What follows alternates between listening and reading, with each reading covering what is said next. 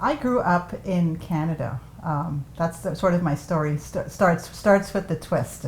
I was born in Ottawa, and I did grow up in Ottawa, Toronto, Kitchener, and Waterloo. And growing up as a child, I always did feel that I was different.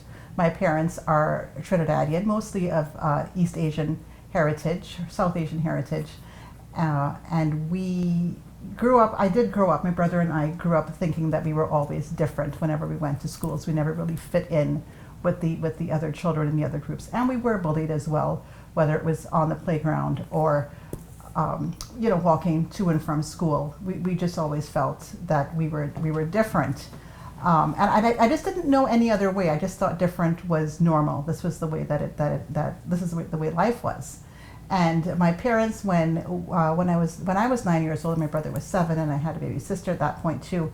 My parents moved back to Trinidad and Tobago, their homeland, and that's when I realized what normal could be. I remember my grandmother taking me for my first day of school, and I was a bit of an oddity that first day because I was the girl from, they couldn't even say Canada, say I'm the girl from Canada.